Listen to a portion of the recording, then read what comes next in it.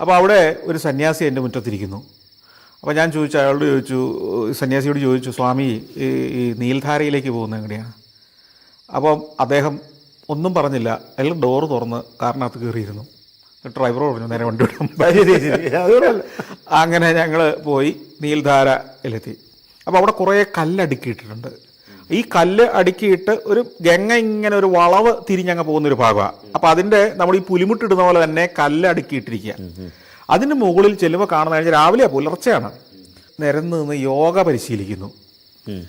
അപ്പോൾ ഒരു ഇൻസ്ട്രക്ടർ പറഞ്ഞു കൊടുക്കുന്നു, ബാക്കിയുള്ള യോഗ അനുഷ്ഠിക്കുന്നു. അപ്പോൾ ഇതാണോ ഇവിടുത്തെ കാഴ്ച, ഇതിനാണോ സ്വാമിജി ഇങ്ങോട്ടെന്നൊക്കെ ഞാനിങ്ങനെ ശങ്കിച്ചു. വീണ്ടും അവരെയും പിന്നെ കാറ് മുമ്പോട്ട് പോവില്ല, നടന്ന് ചെന്ന് കഴിഞ്ഞിട്ട് എന്നോട് പിന്നാലെ വരാൻ പറഞ്ഞു ഈ സ്വാമി, ഈ സന്യാസി. അപ്പോൾ അദ്ദേഹത്തെ നമുക്ക് മുഖത്ത് നോക്കുമ്പോൾ ഒരു സന്യാസിയുടെ ഒരു തേജസ്സോ ഒന്നുമില്ല. എവിടുന്നോ വന്ന പൂർവാശ്രമത്തിൽ വേറെന്തോ തൊഴിൽ ചെയ്തിരുന്ന ഒരാൾ താടിയും മുടിയും നീട്ടിയെന്ന് മാത്രം നമുക്ക് തോന്നുന്ന തരത്തില്ല ഈ മനുഷ്യൻ ജീവിക്കും. ഇങ്ങനെ ഒരു വീട്ടിനകത്ത് ഇങ്ങനെ എന്നെ കൊണ്ടുവന്നിട്ട് ആ വളവിലെ തിട്ടയിലേക്ക് കുറച്ച് താഴേക്ക് ഇറങ്ങണം. താഴെ ഇങ്ങനെ കല്ല് ചരിച്ച് അടുക്കിയിട്ടിരിക്കുക. ഇവിടെ ഇറങ്ങി താഴെ ചെന്ന് കഴിഞ്ഞപ്പോൾ എന്നോട് വരാൻ പറഞ്ഞു. എന്നിട്ട് ആ തീരത്ത് ഗംഗ ഒഴുക, വളഞ്ഞങ്ങൊഴുക, ഇങ്ങോട്ട് നോക്കാൻ പറഞ്ഞു. ഇതാണ് നീൽധാരയിലെ കാഴ്ച. ഞാനൊരു നോട്ടം നോക്കുമ്പോൾ ഞെട്ടിപ്പോവുകയാണ്. അവിടെ ഒരു വലിയ വെളുത്ത മനുഷ്യൻ വെള്ളത്തിൽ ഏതാണ്ട് പൂർണ്ണമായും മുങ്ങി ഇങ്ങനെ ആടിക്കൊണ്ടിരിക്കുകയാണ്.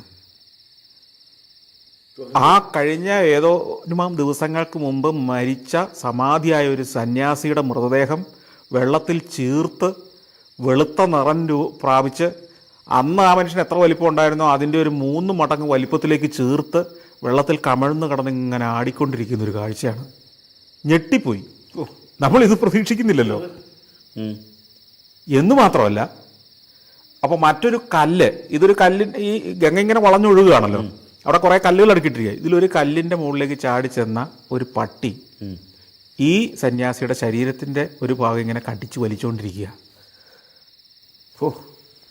വല്ലാത്ത കാഴ്ച, കേട്ടിട്ട് വല്ലാത്തൊരു ഭീകരമായ കാഴ്ച. അതായത് മനുഷ്യ ശരീരം ഇത്രയും വെളുക്കുവോ എന്ന് നമുക്ക് സംശയിച്ചു പോകും. അത് ഈ 3-4 ദിവസം കഴിഞ്ഞത് കൊണ്ടാണ്. വീർത്തിട്ട് പുറം കമഴ്ന്ന് കിടക്കുകയാണ് വെള്ളത്തിനടിയല്ല, അയാളുടെ ആ മൃതദേഹത്തിന്റെ ശരീരം വെള്ളത്തിന്റെ ഏതാണ്ട് മുകളിലൊപ്പം വരത്തക്ക പോലെ മുങ്ങി നിൽക്കുന്നു.